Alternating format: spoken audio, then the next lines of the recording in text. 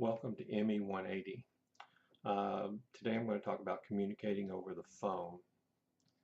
Speaking with someone over the phone is a convenient way to communicate, whether you're talking to family, at work, planning an event, speaking to a patient.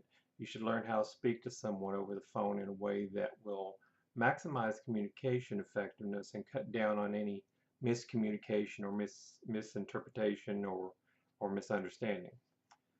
Uh, Try to have, when you're calling a patient, go to an area where there's less noise. Uh, a lot of times that's not possible, but you should try to be in an environment that has a little less noise or as little noise as possible. Each person on the phone will be able to hear clearly and without interruption. Let the person on the other line know if you um, cannot understand them, and do that as soon as possible. That person may have a heavy accent, be on a cell phone with bad reception, be in some type of distracting environment, kids running around yelling and everything. So it's important that you uh, have them repeat what they say if you don't understand them. Whatever the reason for your misunderstanding what they're saying, let them know that you have a hard time understanding them. You don't want to miss any important information. In return, you can ask that if they can understand you. Sometimes the person on the other end may be a little too shy to let you know, I don't understand what you're saying, or I can't hear what you're saying. Be focused when you're on the conversation on a phone. Uh, and if you can avoid it, you shouldn't be doing anything else but talking to that person. Taking notes or looking up information for the person is reasonable, but you'll get a lot more out of your conversation if you're more focused on what they're saying first. Ask permission if you can change the status of the phone call. This includes adding another person to the line, putting the conversation on speakerphone, or recording the conversation. Many people will feel uncomfortable if you do these things without their permission. I certainly know I would. Uh, Place calls at appropriate times. Business calls, including those business done in a doctor's office, a hospital, or anything like that, should be placed during business day. Don't forget that people eat lunch, so you don't want to call them around lunchtime, and you don't want to call them around their nighttime meal. So try to catch them in between. Uh, Unless the person is expecting your call on a personal level, you shouldn't call late at night or early in the morning. Calling during dinner is a nuisance for most people as well. Uh, have some respect for the individual and only call at convenient hours for them. If you keep missing the person you want to speak to, leave a message. Let the person know what times are the best to get hold of you. Uh, don't give out any information that someone else might hear. So just tell them, these are the best times to call me. This is my number. Get back to me as soon as you can. Uh, that way, there's no, someone coming home and listening to the messages, and the messages telling lab values, and that person begins to freak out. You don't want anything like that. You want to speak to the person. And make sure you choose your words. Uh, your language plays a large role in developing effective telephone communication skills. Be polite. That's always expected when you speak on the phone. But thinking about your words before you place your call can help make you get your point across a little more clearly, uh, and at the same time give the person on the other end of the line a good impression of you. You can write out a script of the main points you want to cover. Uh, You might make a list of the names of the people you need to speak to. This might help keep you on track. Uh, Try to use neutral language to soften negative responses so that the person to whom you're talking will keep listening. Uh, I'll give you some examples. Phrases like I suggest or I recommend instead of saying you should or you need to. Oftentimes, when a caller doesn't hear what he wants or expects to hear, he stops listening. And your communication has effectively stopped at that point. Communication means listening as well as talking. Uh, Listen attentively without cutting your phone correspondence off. Acknowledge, comment every now and then so your caller knows you're listening uh, and that you haven't just tuned them out. Uh, don't comment so often that it seems you are trying to interject the same phrases, I see, right, okay. These are just a few examples without really listening. Having a notepad and pen ready, you can write down any pertinent information and repeat it to the other person if either of you needs clarification. Beware of interrupting. Here's a little example. The Titanic wireless operator, Jack Phillips, interrupted a wireless message from a nearby ship telling them what he did is he told them to shut up. And in doing so, he prevented the ship from sending the Titanic an iceberg warning. Well, we know what happened to the Titanic. It hit the iceberg and it went down. So be careful about interrupting others, particularly your patients. They'll be especially upset if while they're explaining a problem, you interrupt them and start offering a solution immediately. If you feel you have to interrupt, at least cut to the chase and tell the other person what you think his or her main idea was. That way, the other person at least can confirm or correct you. In either case, save time and know that you were listening. Listen actively.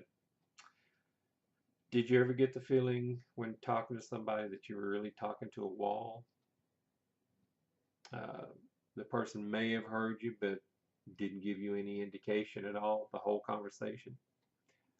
Try to avoid doing that. When you're communicating with others, it's important that people are aware that you're listening, uh, as it is that, excuse me, be aware that you're listening and actually listening. Uh, for that reason, get involved with and react to what the other person is saying, either if you're talking face to face, a nod, or I see, or a phrase of the other person's statement. What you'll do is you'll strengthen your own understanding and make a better impression of yourself. Avoid negative questions. Uh, let's suppose you say to a patient, you don't have any shot records. And he answered, well, yeah, I do. What does he mean? Does he mean, yes, you're right? Uh, so, in other words, what I'm trying to say is when you say that you don't have any shot records, that's a question mark. Then the patient says, yes. What does he mean? Yes, you're right.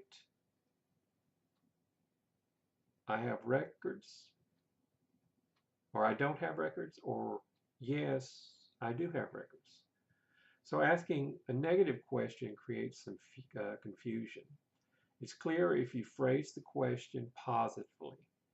In other words, say, do you have your shot records? Or ask an open-ended question. What shot records do you have? If you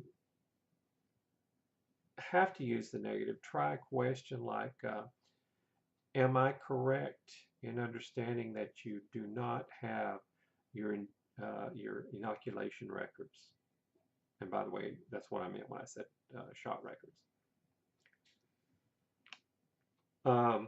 Be sensitive to differences in technical knowledge. So you're working in the medical field. They don't work in the medical field. They're not going to understand a lot of words that we use. So we have to break it down to them to where they can understand it. I mean, most people know what ASAP is, but we may use the term stat. People don't. Some people don't understand what stat means, which means immediately do it now. You know,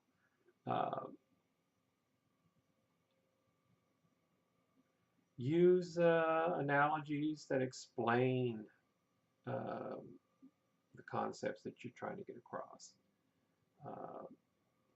Although they have some limitations, analogies are helpful in explaining unfamiliar ideas in terms of a familiar one. One of the best analogies I ever heard we can use, that I heard that I can use with you is one talking about a firewall to a bank teller. When you enter a bank, you don't just go into the vault and get your money. Instead, you go to a window where the teller verifies your identity, determines that you have enough money. The teller goes to the vault, brings it back to the window, gives it to you, and then you leave. So that's an analogy of a firewall. Use positive instead of negative statements. The customer is really interested in what you're saying. And if you use negative terms, they'll shut down. Be careful of misinterpreted words and phrases. Sometimes we say something with innocent intent, but the other person misinterprets it. We mean to say one thing, but our pronunciation or inflection causes us to convey something else. Like, for instance, languages. For example, in Chinese, the sound ma, M-A, said in high-level tone means mother-in-law, ma. However, said in a falling and rising tone, it means horse. Ma, ma. Of course, you're not only going to be dealing with some languages anyway, and usually you will have someone that you can call to help interpret. Be careful of using the word you. Overusing the word can make the person you're talking to feel defensive or threatened. Instead of saying you need to speak louder, say I'm having trouble hearing. And sometimes, there may be an issue that involves the dual meaning of you. Unlike other languages, English uses the same word to refer to an actual person, for example, the person you're talking to, as well as to the hypothetical person. Suppose you said to someone, you never know what's going to happen next, and meant to equate you with people in general. The other person might think you're referring to him or her specifically and take offense. A better way to alternatively say it might be, it's really unpredictable here. Remember that any problem that happens, technical or not, could involve emotions. For instance, when customers have a technical problem, such as opening a labs attachment in email or on their doctor's website, keep in mind that they'll almost always have an emotional reaction as well. These emotions can range from simple annoyance to outright panic, depending on the importance of the document and the time element involved. You don't have to be Dr. Phil to figure it out, but it's important to acknowledge and recognize emotional reactions. If all you do is solve the problem, chances are the customer will still be upset. in cases like this, you can say something like, pain in the neck, isn't it? Or, I hate it when that happens to me.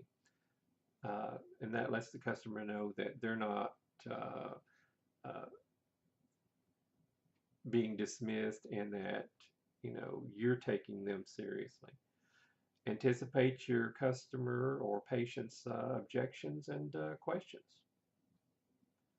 Uh, Such as, suppose you're sending out a directive regarding the availability of new inoculations in the office, new flu inoculations. And suppose further that you have customers who know enough to be dangerous. Such a patient might think, well, I'm current in my inoculations, so this one is unnecessary for me, isn't it? Speaking to themselves. Your communications with such a patient will be more effective if you anticipate and address that. In other words, uh, this is a new inoculation above and beyond what you already have. So it's important that you have it. Keep the patient informed of any developments involving them, particularly in regards to their health and their medication. Uh, if a patient leaves you a request via voicemail or email, let the customer know you received it. Uh, Even if you're still processing that or trying, coordinate it with the doctor, uh, in doing that, it gives the customer, I say customer, patient, customer and patient are used synonymously. Some offices will call them customers. Uh, so it makes them, gives them one less thing to worry about. Well, that is it for this week. Um, I look forward to reading your posts online and hope that everything goes well for you this week. If you have any problems, remember, I'm right here. Just give me a text or send me an email and I'll get back with you ASAP. Thank you.